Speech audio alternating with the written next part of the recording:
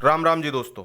आज हम बात करेंगे देश के सर्वोच्च न्यायालय और उत्तर प्रदेश के उच्च न्यायालय ने जो दो फैसले दिए। पहला फैसला वक्फ अमेंडमेंट बिल पे और दूसरा संभल जामा मस्जिद सर्वे पर। तो पहले फैसले की जब हम बात करते हैं तो सुप्रीम कोर्ट ने साफ साफ कहा है, मुख्य न्यायाधीश ने साफ साफ कहा है कि संविधान के अंतर्गत जो कानून संसद भवन में पारित किया गया है उसको स्थगित करने का अधिकार हमारे पास नहीं है। आप अगर स्पष्ट शब्दों में समझना चाहें तो उसको स्थगित करने का अधिकार हमारे पास नहीं है।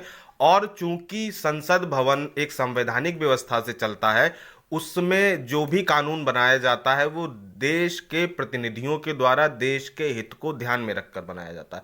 अब इसके बाद जो वक्फ बोर्ड को लेकर जगह जगह रोना पीटना चल रहा था, क्या वो बंद होगा? नहीं, वो और तेज होगा। अब देखिए, इसका पहलू आपको एक आध दिन में ही आपको नजर आने लगेगा कि सुप्रीम कोर्ट ऑफ इंडिया के फैसले के बाद इन जो सो कॉल्ड संविधान संविधान चिल्लाने वाले, संविधान को जीने वाले, हम तो संविधान के मानने वाले लोग हैं, अब आपको इनकी हकीकत पता चलेगी कि ये संविधान को कितना मानते हैं।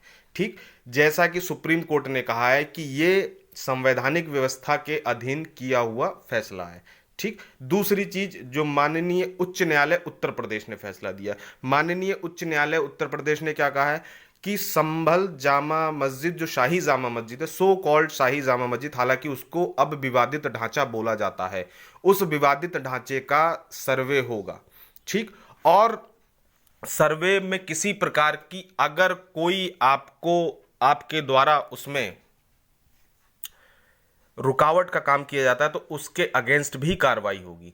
ठीक, दूसरी चीज जो मुस्लिम पक्ष के वकीलों ने कही कि साहब वहां पूजा की अनुमति मांग रहे हैं, तो उस पर भी माननीय उच्च न्यायालय ने कहा है कि पूजा की अनुमति मांगना किसी भी प्लेसेस ऑफ वर्शिप एक्ट का उल्लंघन नहीं है। तो आप लोग जो चीजों को मोल्ड करके, चीजों को घुमाकर पेश कर रहे हैं, ऐसा कुछ नहीं है। सर्वे होगा और सर्वे की चूंकि सारी प्रतियां, सारी कॉपियां माननीय जो उच्च न्यायालय ने संरक्षित करनी थी सेशंस कोर्ट के पास, निचली अदालत के पास, वो वहां सबमिट है। अब उन सर्वे के आधार पर सर्वे भी होगा और उन जो भी एविडेंस है उनको सार्वजनिक किया जाएगा। ठीक है। अब हालांकि आपको ध्यान होगा कि जब ये लोग संभल जामा मस्जिद के खिलाफ रुकवाने के लिए निचली अदालत में सुप्रीम कोर्ट गए थे, तो सुप्रीम कोर्ट ने इनसे कहा था हाई कोर्ट जाओ। उस समय ये हाई कोर्ट नहीं गए थे। अब सुप्रीम जो हाई कोर्ट ने फैसला दिया है, अब इनको वापस कहां जाना पड़ेगा?